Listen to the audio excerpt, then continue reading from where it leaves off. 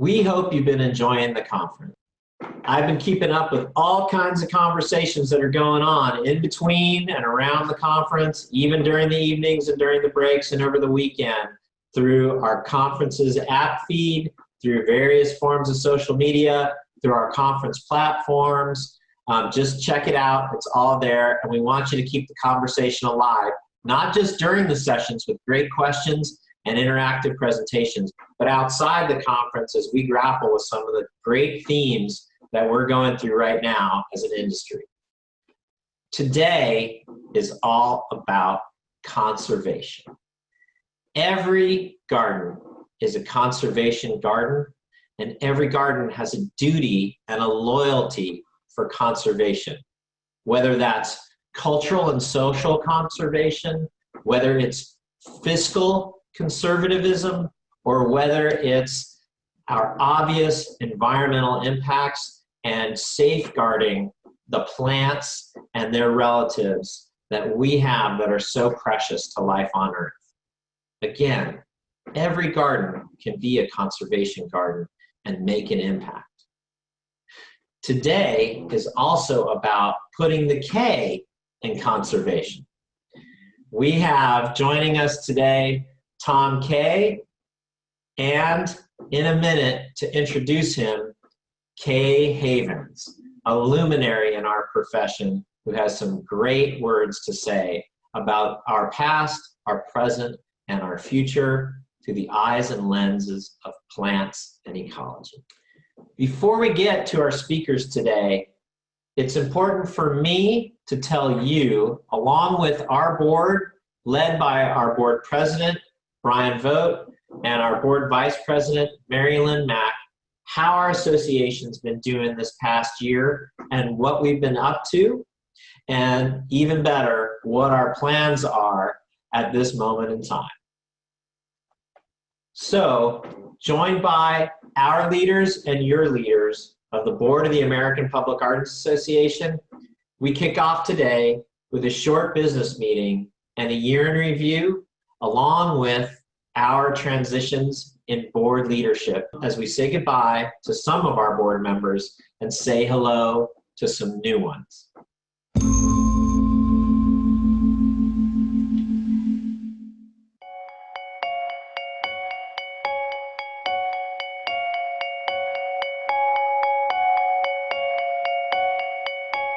Welcome everyone to the American Public Gardens Association's July 7th rendition of its virtual annual conference, Recrafting Gardens in a Changed World. I really hope you've been enjoying the conference and also that you took some time this weekend to celebrate our nation's birthday on July 4th. And there's never been a more important time in America to think about and embody the principles of virtue, liberty, independence, and freedom that are so important that we think about it every year, but maybe not any more important than this year.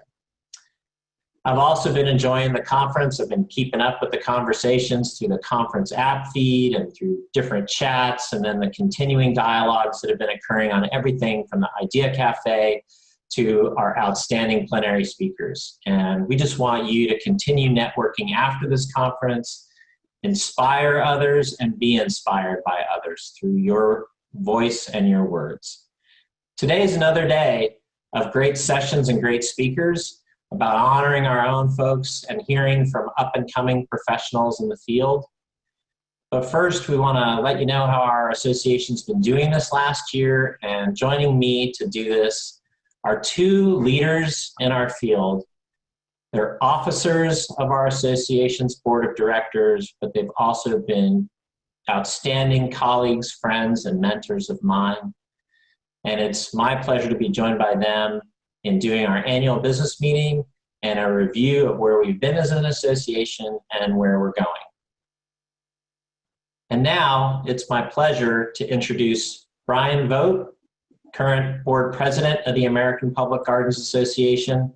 Brian's also the CEO of Denver Botanic Gardens. And joining us later will be Mary Lynn Mack, the chief operating officer of South Coast Botanic Garden, located in the Los Angeles, California region. and together we'll do the annual business meeting of the association. Thank you, Casey. Now, you may not know it, but I have really good hearing. I can hear incredibly, incredibly well. So when I say this, just take my word for it. Everybody listening to this, everybody watching this, I know how much you care about Casey and the entire team of the association, the entire staff. They are just amazing, amazing leaders. They've done a great job. So let's all give them thunderous applause. Oh my God, Casey, it was a standing ovation. The crowd all across the country on their feet for you and the staff team. Really, really, my friend, this has been an extraordinary year, and it's not anything I think any of us expected. But working with you has just been a real inspiration this last year.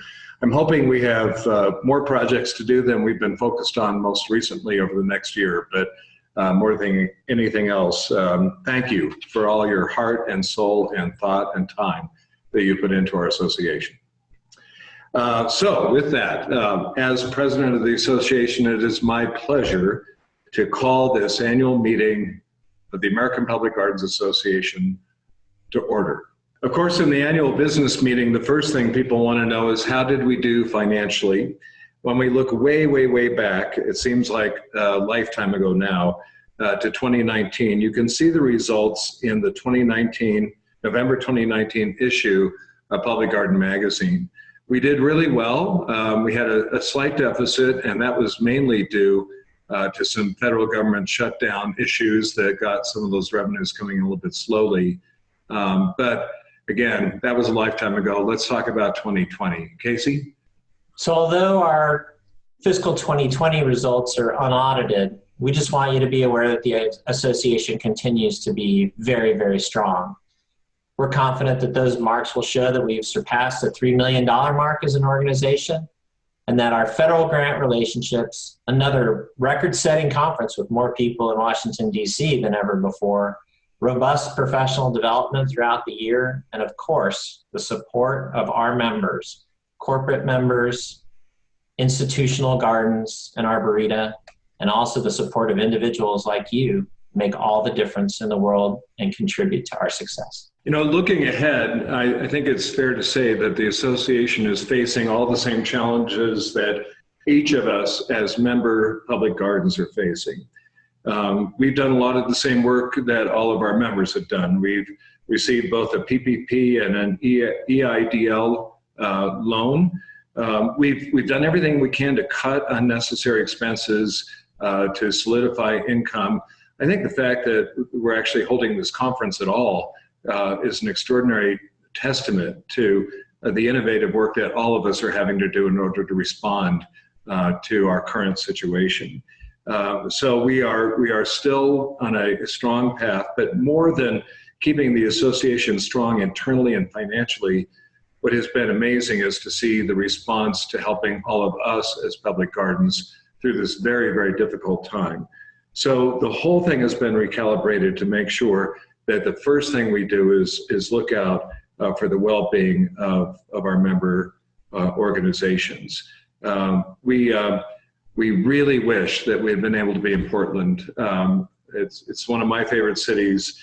It would have been such a nice moment, and we'll get back there one of these days soon.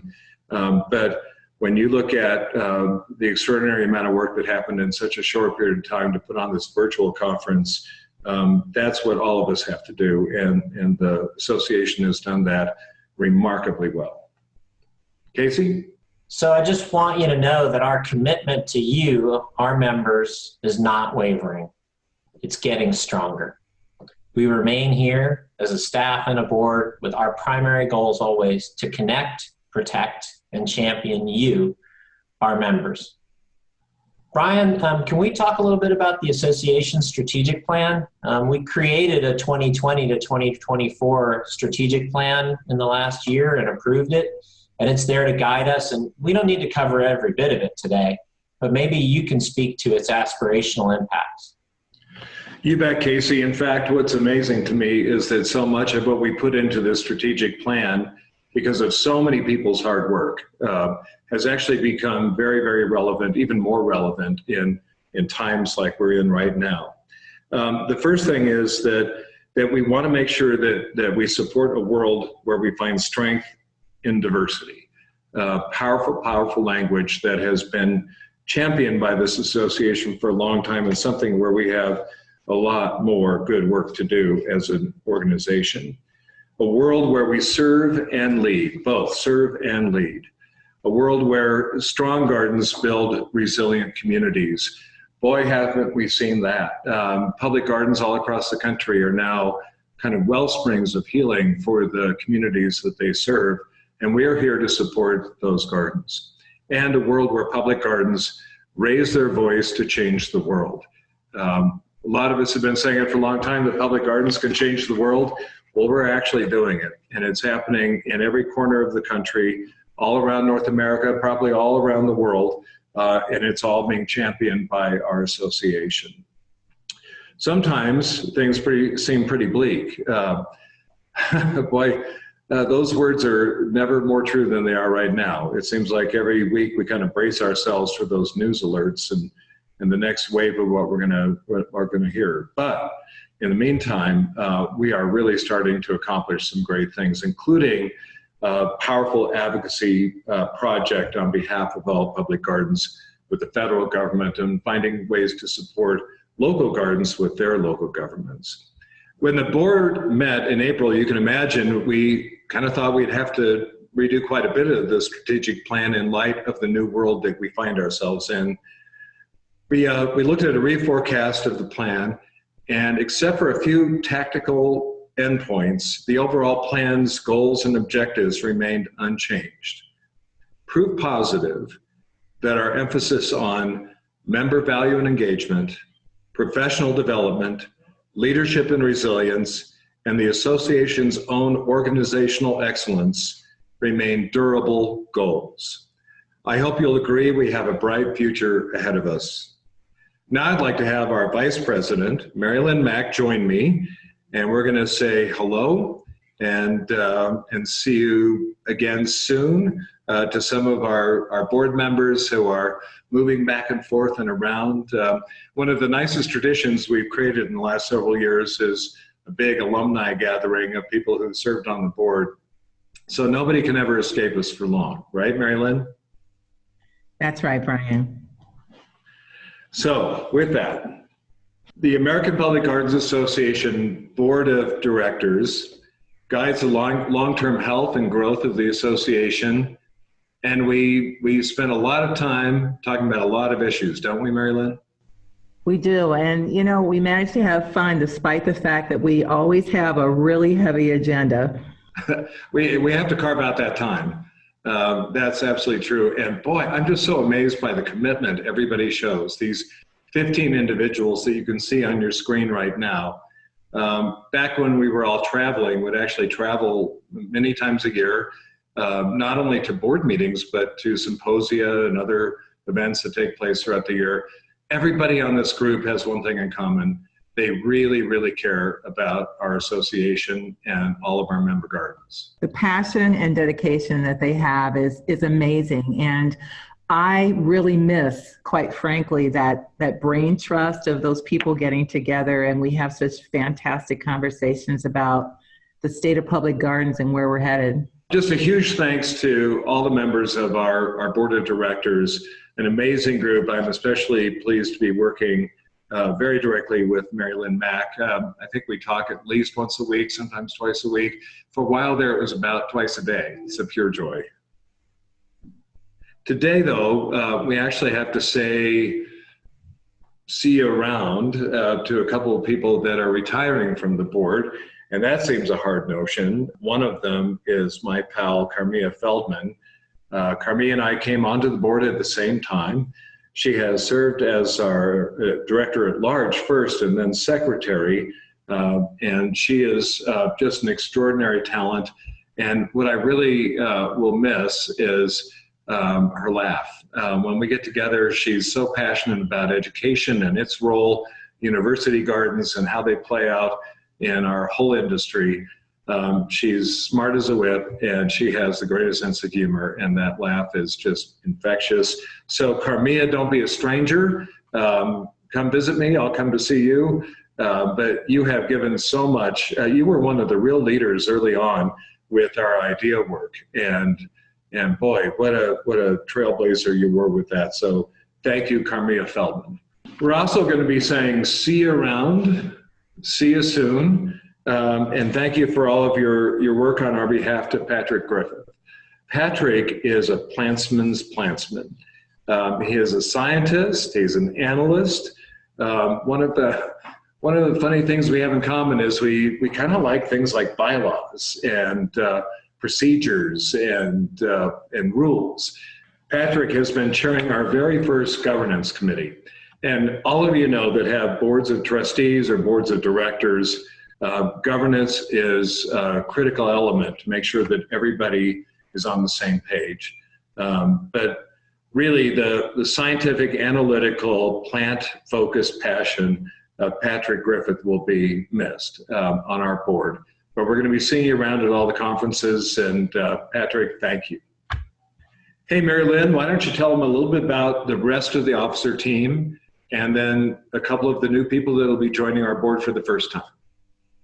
I am happy to, Brian. I'm so lucky that I get to welcome in people and say a hearty re-welcome to folks that have been such a wonderful part of our leadership all along. Returning in leadership capacity is Bruce Harkey from Franklin Park Conservatory, and he's going to continue his term as treasurer. Joining us as secretary, former director at large, is Nancy Cardis of Bellevue Botanical Garden.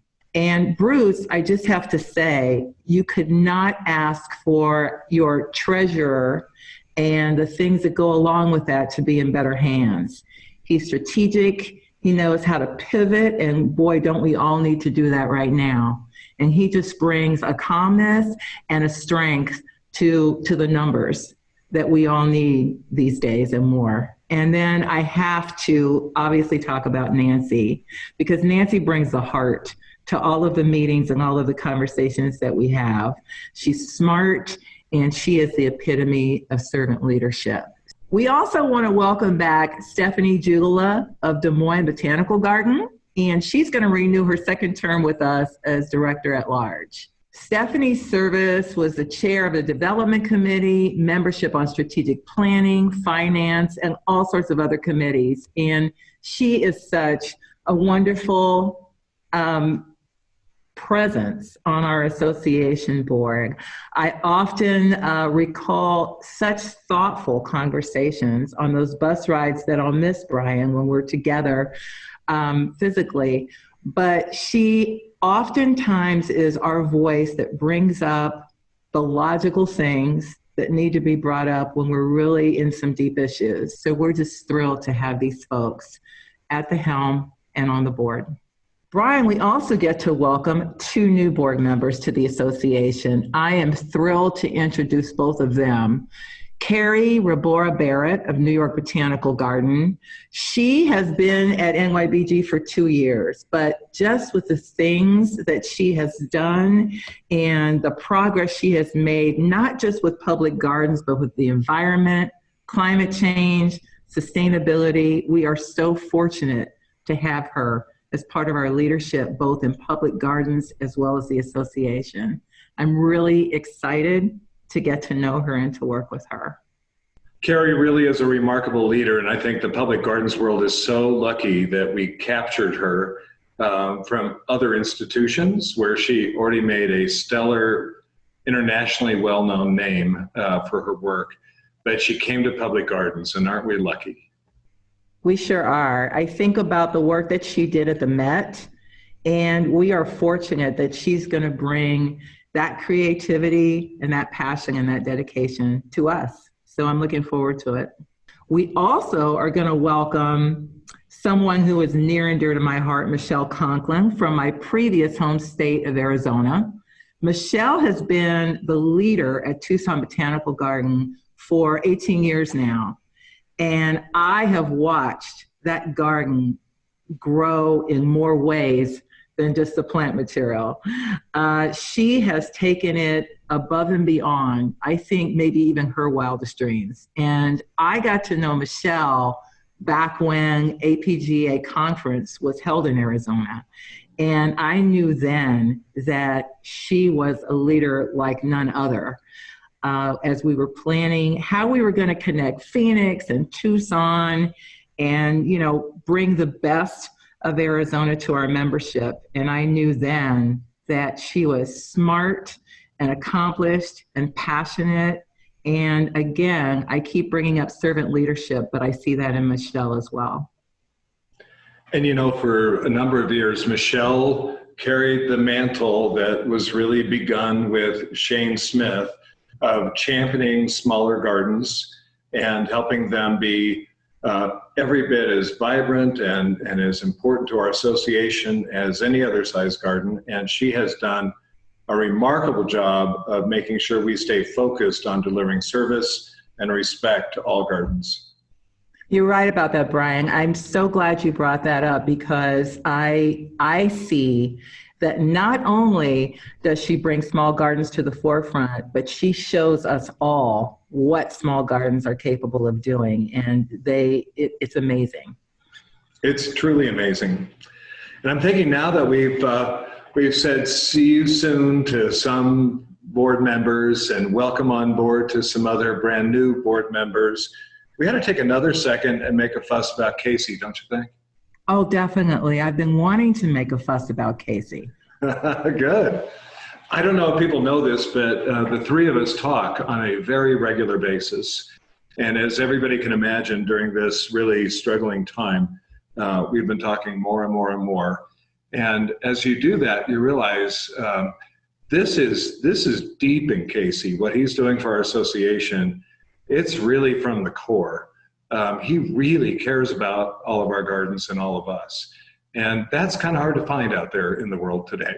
So Casey, thank you. Mary Lynn?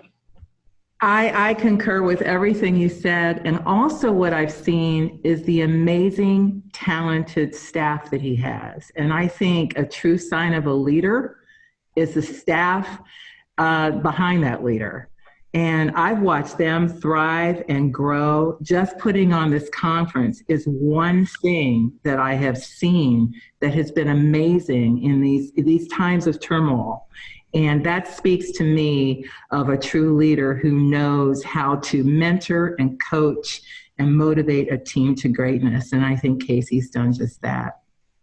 Hear, hear. And in fact, we ought to give Casey and the entire staff one more round of thunderous applause. It's another standing ovation, Casey. I can barely hear. I can't hear. So with that, I now close the annual business meeting of the American Public Gardens Association, and we look forward to many of these to come, hopefully not all virtual. And today we're going to begin this plenary session with a sponsor recognition for one of our most important sponsors, Rao Brothers, and my fellow Coloradan, Jamie Riccio, who is here to say a few words about their company, but let me say this about them. Thank you. You've been with us for years and we appreciate it.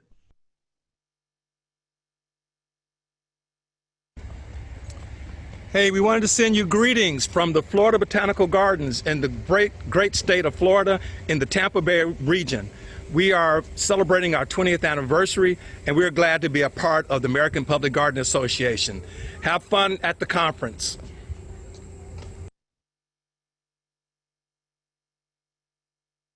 Welcome back. Joan Thomas again from the association staff, and I'm here to thank you all for a great showing of support these past few weeks for the 9,700 Strong campaign. Let's see where we are today. Thank you so much. Please follow the links on our dashboard to donate. We'll have this running all week. And don't forget the amazing PlantSnap offer for a free, unlimited term upgrade to the Pro version of the PlantSnap app for donations of $20 or more. You can find out more about this partnership in our Partner Spotlight on the conference website. I also encourage you to check out the full partnership we have with PlantSnap to learn more about how this amazing plant identification app can benefit your garden financially, as well as contribute to the world's largest plant database. Thank you once again to all of our donors.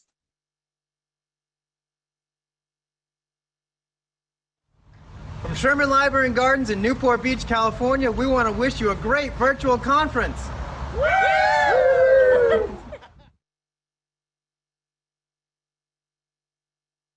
Hello, everyone. I'm Cynthia Druckenbrode, Chairman of the Council of Communities for the Association. The Association's 21 professional communities are groups of garden professionals from across the public horticulture industry. I'd like to thank all of the volunteer chairs and vice chairs of our association communities for their hard work and dedication throughout the year. The community forums on the association website are places where you can exchange ideas and information with your fellow garden professionals. Many of them have had informative town hall meetings in response to the COVID-19 pandemic, sharing experiences and best practices. Community members also get informative, targeted newsletters every month with upcoming professional development opportunities and recently added resources to the Association Library and Media Center. You will also find these when you log in onto the Association website and are directed to the member dashboard. Usually, these groups would be having their annual meetings at the conference, but this year, those meetings will be virtual and they will be taking place across July and August.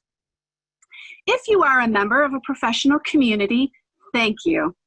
Be active in your community. If you're not, please consider joining one or more of them. It's easy. Just go to the association website, publicgardens.org, and log in using your work email address. You'll find yourself on the member dashboard where you can find links to join a professional community. Enjoy.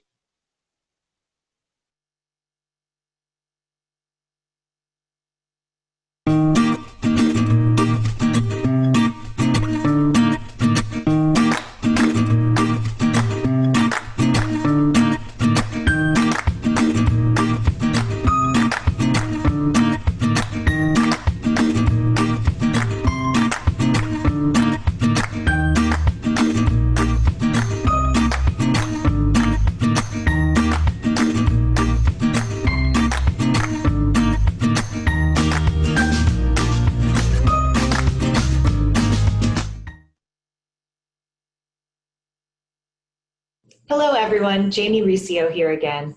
Today's speaker, Tom Kaye, is sponsored by one of our preferred partners, Rao Brothers. For 87 years, Rao Brothers has been building what is considered the pinnacle of greenhouses in quality and technical precision. They are innovators and partners in making your greenhouse conservatory dreams a reality, and in restoring and lovingly maintaining them. They've been longtime sponsors and members of ours. This year, they joined the association in a deeper affinity partnership, offering an amazing opportunity to support the association when our member gardens take on a new construction project with them. You can read all about it in our affinity partner section of our website. And now a special message from our preferred partner, Rao Brothers.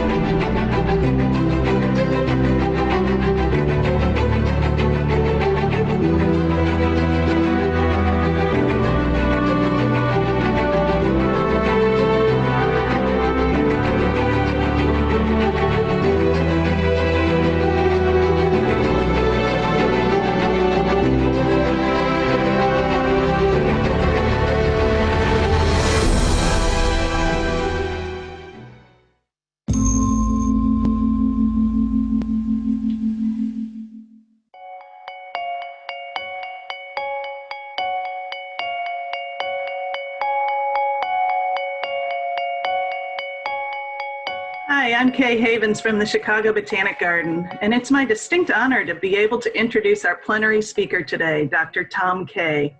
I'm fortunate to have worked with Tom on many projects over the years, and I'm happy to call him both a friend and a collaborator. The central theme of Tom's work is the conservation and restoration of plant biodiversity. The importance of this area of research has become very apparent in recent months. Many of us in the public garden world have spent much of the last 4 months focusing on how to keep our staff and our visitors safe during the COVID-19 pandemic, determining how to deal with lost revenues, and figuring out how to reopen safely. And while this is important and necessary work, I also think it's critical to look at the bigger picture. How did we get here, and how can we address the future global challenges we face? COVID-19 and many other recent pandemic diseases emerged because of increased contact between humans and wildlife. As we degrade, develop, and destroy our wildlands, we increase our chances of encountering other novel diseases. In addition, COVID has had a disproportionate impact on communities of color, dealing yet another blow to those who have shouldered centuries of systemic racism. I bring these topics up to encourage us to think about how important our work in conservation and restoration and community engagement can be. Our seed banks or living collections may hold a species that could provide treatments for COVID or other novel diseases in the future. Our work in situ conservation and restoration can help improve habitat for wildlife and decrease the frequency of contact between humans and animals, lessening the chances of new disease outbreaks. Our urban agriculture programs can help alleviate food insecurity, lifting a burden and addressing persistent inequalities that many Black and Brown communities face. In short, gardens can be a beautiful place, but more importantly, we can make the world a better place. And that's what's needed right now more than ever. So with these thoughts, it's my pleasure to turn the floor over to Dr. Tom Kaye, who I believe will be touching on many of these themes today. Tom is founder and executive director of the Institute for Applied Ecology, an organization that conserves native habitats and species through research, restoration, and education. He's also a courtesy associate professor in the Botany and Plant Pathology Department at Oregon State University. Tom's talk today is entitled, "From Seed to Shining Seed, How Restoring Diversity Will Save Us All." Thank you. Hi, this is Tom Kaye. I'm the Executive Director of the Institute for Applied Ecology, and I want to thank you very much for having me here today. I know this is different, having our conference virtually, but I'm sure you'll all get a great deal out of it. And I'd like to talk to you today about biological diversity and the role of native plants and gardens and restoration in biological diversity and its conservation. The title of my talk today is From Seed to Shining Seed, How Restoring Diversity Will Save Us All. It has been said that we're at the beginning of the 6th great extinction. The prior 5 major extinctions were in the fossil record were over eons and impacted species in a punctuation across Earth's history. But now in the time of the Anthropocene, the so-called time of humans, with changes to the atmosphere, changes to the Earth's surface, etc., biological diversity is in decline, and we are seeing impacts that affect also humans. We're not immune to these changes. Biological diversity has been recognized by ecologists for many decades, even centuries. Ecologists often use the term species richness, which, even though it's been used for longer than we've been able to measure or even articulate its importance to ecosystem function, is a basic description of how ecosystems are composed. It implies a sense of intrinsic value, of worth, success, potential, strength, and we recognize the importance of biological diversity even without knowing why. Today, my thesis for you is this, that the loss of biodiversity affects ecosystems and human health, that diversity is crucial for ecosystem function, and that diversity can be rejuvenated through habitat restoration, even in urban areas. And finally, that gardens have a leadership opportunity in this rejuvenation.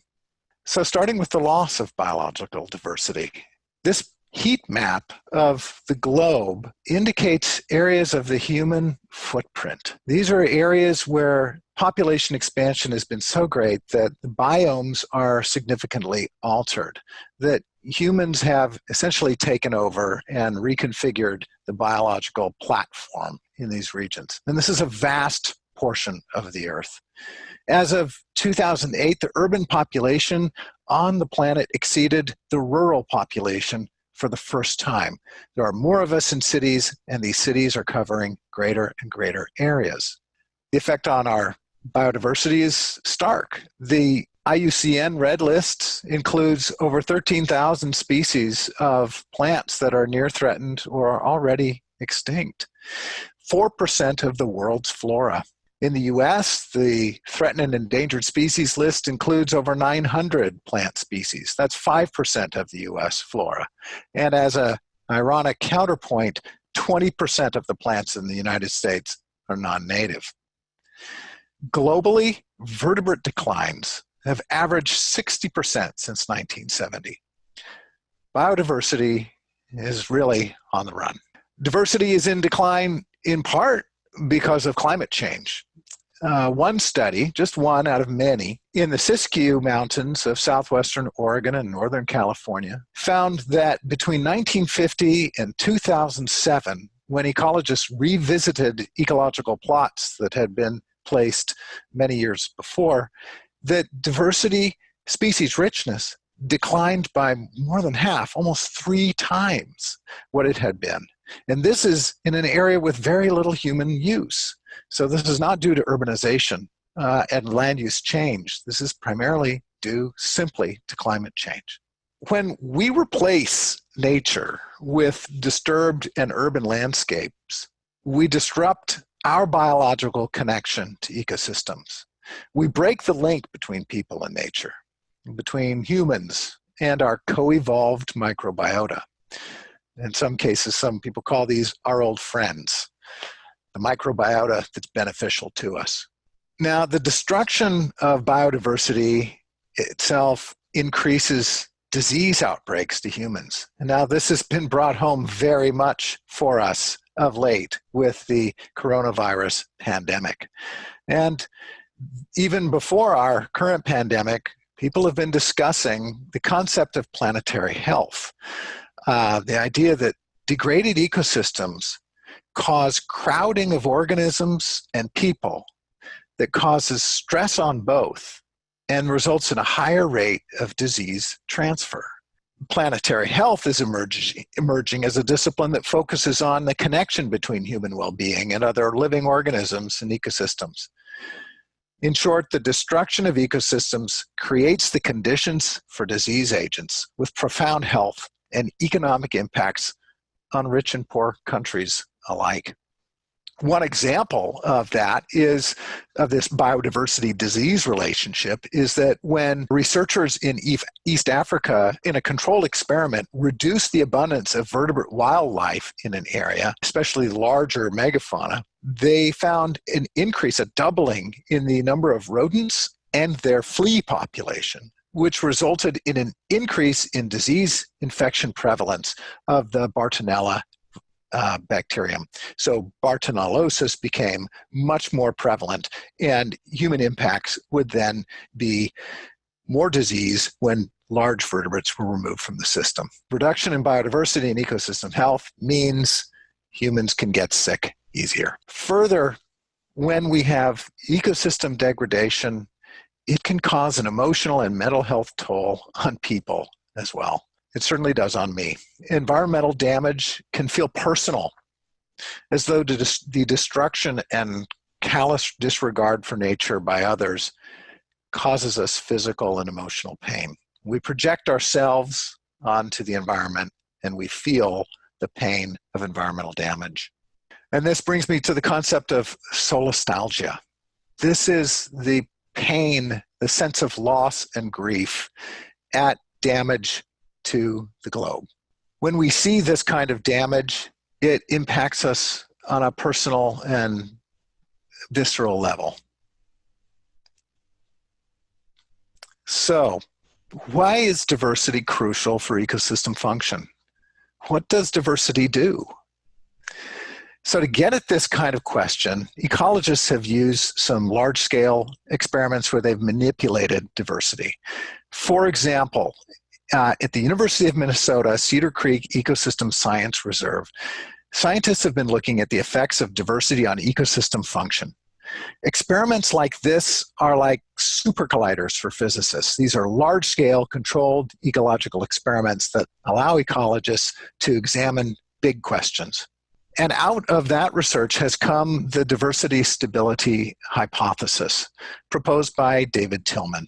And the idea is that the variation from year to year in primary productivity is modulated. That variation is lower when more species make up the plant community. So as you have more species of plants on the ground, their primary productivity is more stable from year to year.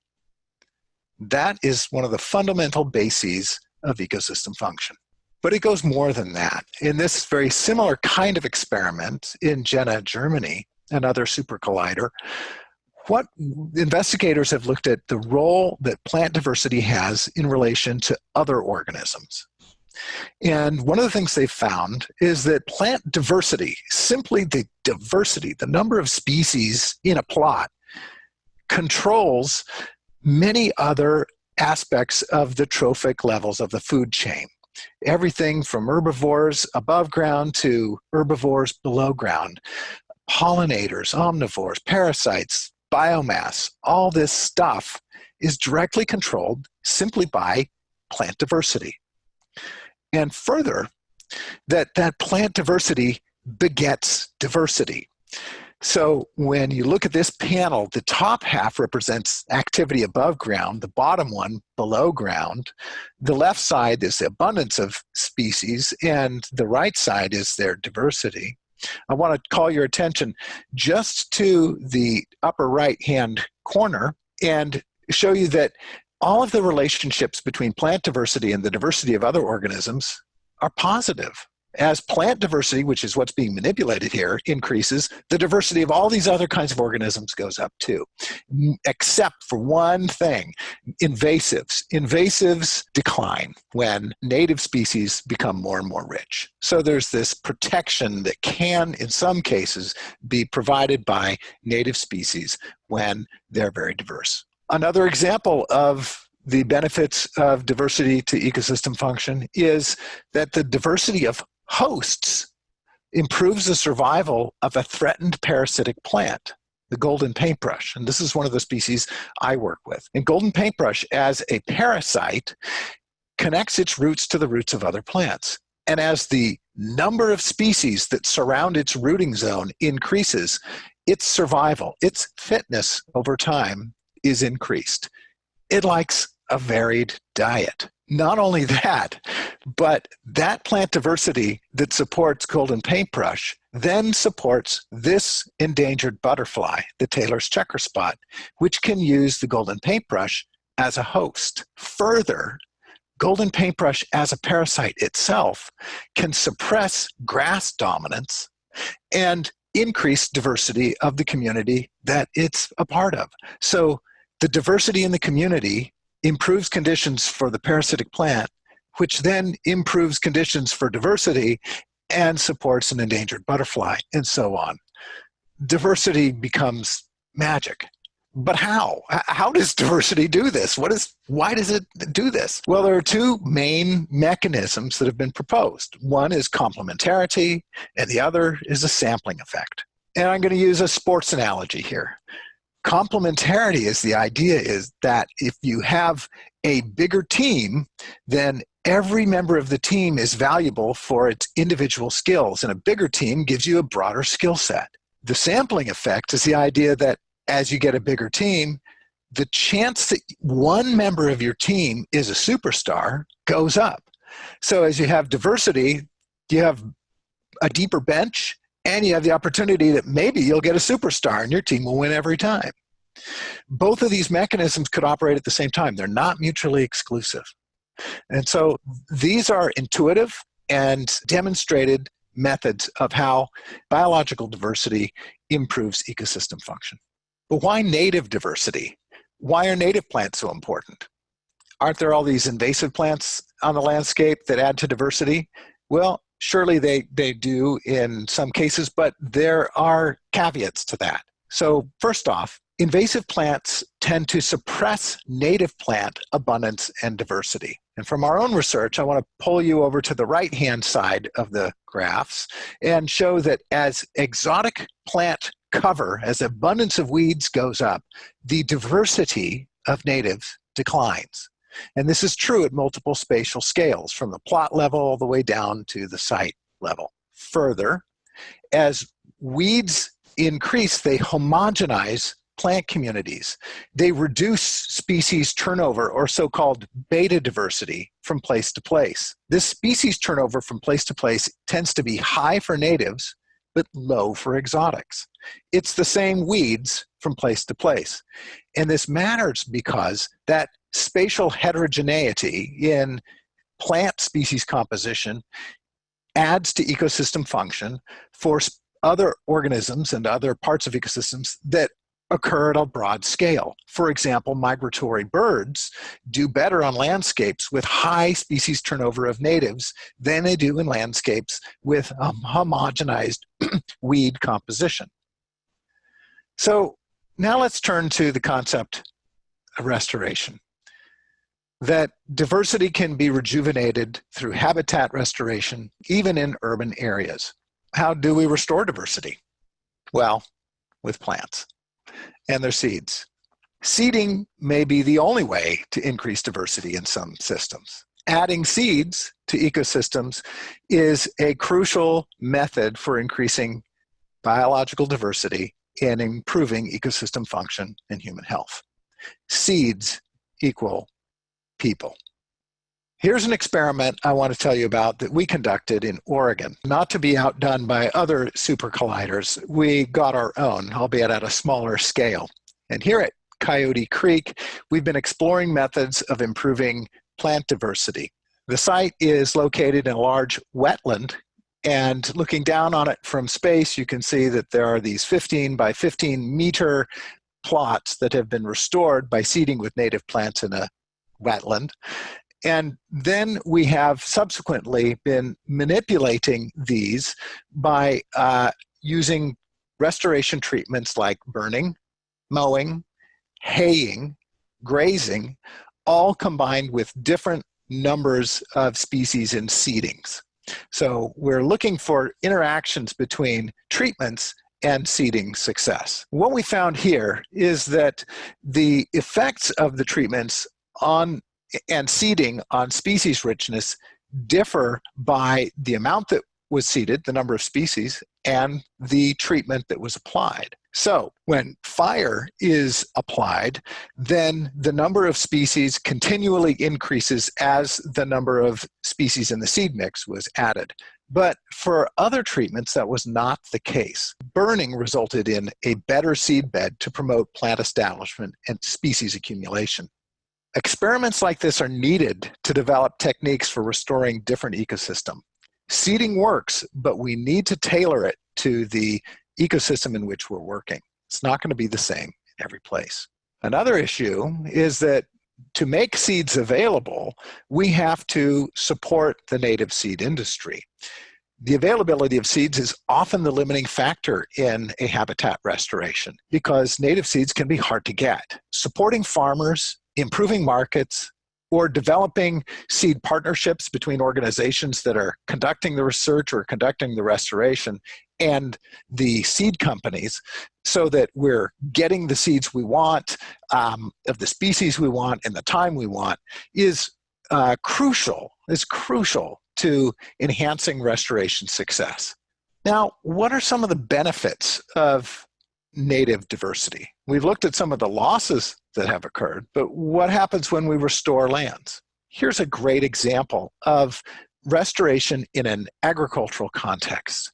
These folks at Iowa State University have shown that by adding just 10% of prairie strips to agricultural land, one can reduce runoff by 40%, soil export by 95%, nitrogen export by 84%, phosphorus export by 40%, quadruple the number of plant species present, double the number of bird species, and triple their abundance, all with just 10% of the land being put back into prairie in strips.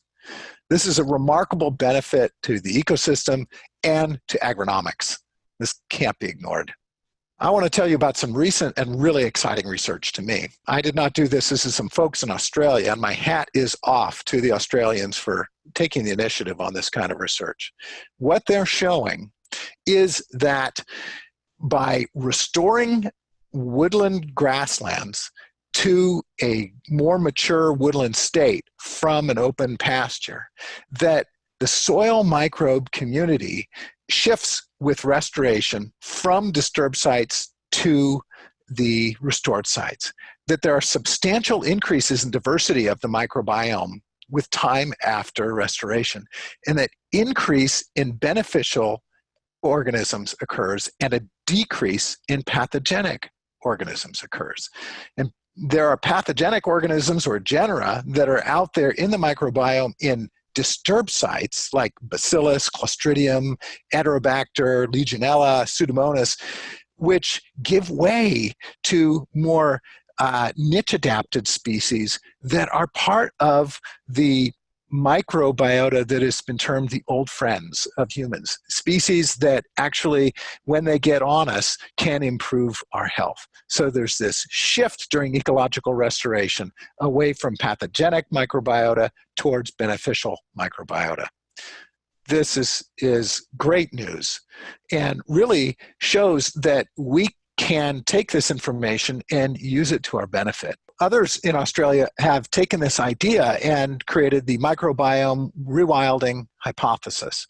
And this is the idea that as you go from like a lawn, you plant trees and start restoring it, the microbiome becomes more diverse and more healthy for people.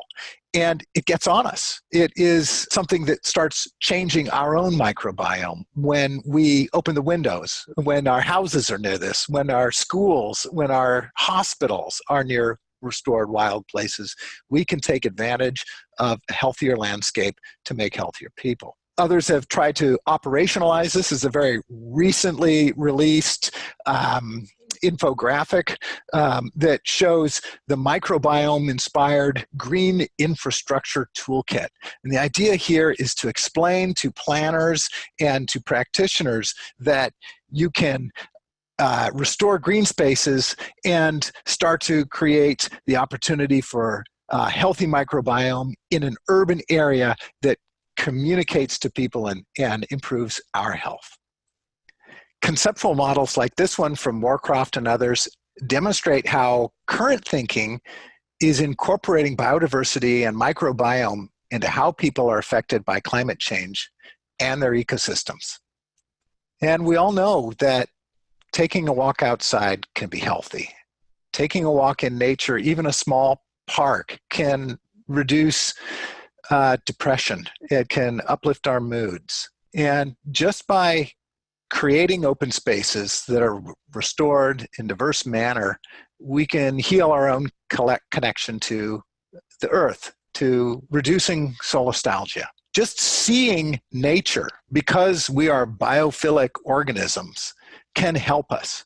In our Sagebrush in Prisons program, we work with prison inmates to grow sagebrush for the greater sage grouse habitat restoration. And these inmates consistently self-report lower blood pressure, more sense of well-being, and they get job training. It's just a wonderful opportunity to engage a different community in the kinds of restoration we do and connect them to wild organisms that they nurture.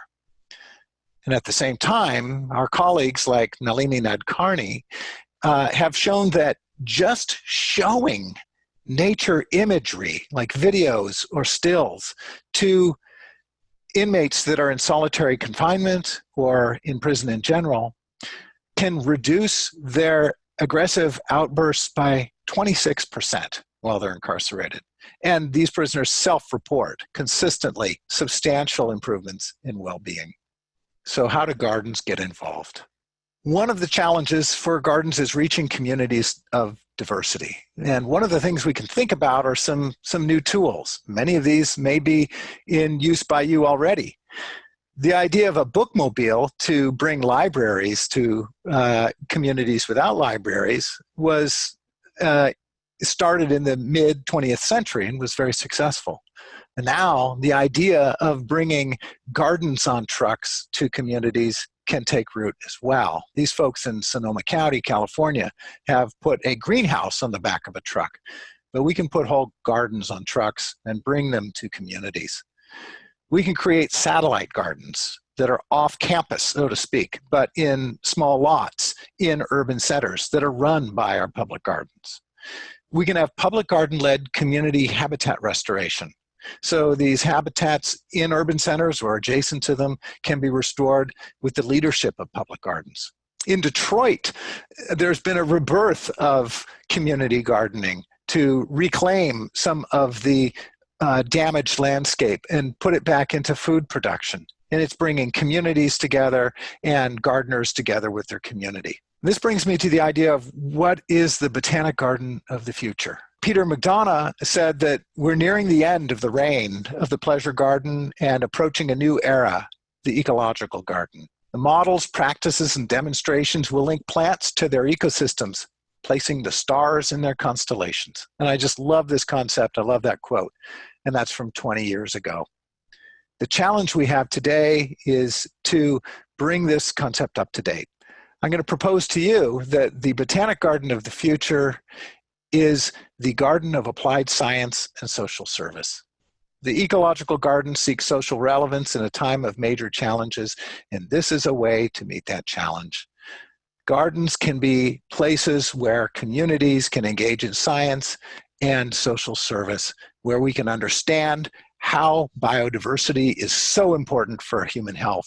We can come into contact with that biodiversity, and we can promote it when we take it home.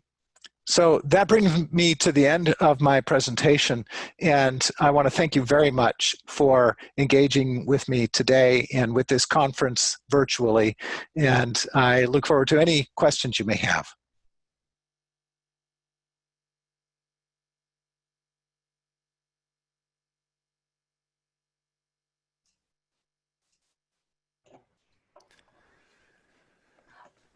There's Tom Kaye for real with us today. Thank you so much for joining us. You bet. And that was obviously pre-recorded a little while ago, and my hair has grown even more since then without access to a barber shop. Oh my gosh. Thank you so much. This is such a wonderful talk, and I just feel like my solastalgia it's like a balm on my solastalgia today. I think a lot of folks are very curious to talk to you and ask you some questions about how to apply some of the research that you shared and you know, really look at what gardens, public gardens can do, following up some of your closing comments there. Yeah, you bet. We do have a question about, are there any microbiome diversity benefit differences between restored lands and natural lands? Well, there's not a lot of information on that yet, but that study that I showed you from Australia does touch on that. And in that study, when you dig deeper, they looked at both restored areas and at wild areas to compare them. And what they found was that, yes, as you go from unrestored to restored, you get this shift in composition of bacteria that looks more like wild areas, but there's huge variation among wild areas. And so they weren't able to say, look, it went from disturbed to restored and therefore just like wild areas, because wild areas vary substantially from place to place. So, but in general, yes, they found that the restored areas started to look much more like wild areas. It's just that when you say wild area, what do you mean? I mean, there's so much Mhm. to draw from. Sure. No, absolutely. I know you already began answering one question just about how public gardens can get started. And I know a lot of our gardens already do some in situ conservation. They manage wildlands. They do restoration. Right. But you know, there may be gardens that could be getting their feet wet in this area. Do you have any recommendations that you can share for gardens wanting just to get started? Well, sure. Yeah, especially gardens that don't have their own wildlands to restore and work with. Sometimes having that property is a challenge. And, you know, I don't work at a botanic garden, but I do work at a nonprofit that also doesn't own land, and we restore other people's properties. And so one way to start that is to engage with local parks and natural areas departments. That might be through a county or a city, and establish a connection with land managers and find out if there's a role to play to collaborate on that restoration. And then to extend that, connect with your public to either gather seeds or grow those seeds to make starts or plugs that can be used in those restorations on wild lands that you're partnering with managers on. And in so doing, you can engage students, families, community groups, retired people that just like to grow plants, etc. There's a lot of capacity and interest out there. You know, I find it extremely ironic that many of us, even botanists, suffer from this so-called plant blindness, yet humans love plants and we like to garden and grow them. So even though we may see the moving animal before we see the forest and the trees, we are adept and adapted to growing plants from seed or cuttings or whatever. So there's a lot we can do as gardens to engage the public and engage our partner government agencies in restoration on public lands in particular. You mentioned this sort of idea of social services, I think, at the end of your talk, which I think is interesting. There was a posed comment. It's not as much a question, just talking about how these are great opportunities to reach diverse communities, and you know, the idea of involving communities early on in decision making. You just mentioned a great example, talking about, you know, if you don't own the property, maybe there's a way to connect. Do you see some connectivity there between that relationship building and community engagement as well? Absolutely. You know, sometimes there in communities, there are community gardens, and establishing a pollinator garden, for example, in a plot at a community garden could be a way to access both a site and a community to engage simultaneously. So I think just trying to think creatively and finding opportunities where we can to reach out to the public. And, you know, of course, since I recorded that talk and now, things have heated up in our country around race equality. And I think it's all the more important that we reach across and find out what communities want and how we can connect with them, what they perceive their desires and limitations to be, and then find out and ask ourselves what we can do to support those. I think being less prescriptive and more listening and supporting might go a long way. Yeah, that's excellent. Well, just to make sure we hit all of the hot topics, including race, I'm going to also hit climate change. We have a question: should we be designing gardens primarily with climate change in mind? Good question. When we are designing gardens that are ornamental, that may be a different strategy than a garden that is supposed to represent an ecosystem. So for example, if we're designing an ornamental garden, we may already be planning to rotate our accessions in and out over time to keep it moving and changing, and we can adapt to climate change as we go. If we're planning long-term for representing a particular ecosystem at our garden, we may want to think about an ecosystem that's going to be there, our future analog, and plan for it now so that folks can see what that ecosystem might look like here, and also create a robust and durable installation in a garden that's going to last for a long time.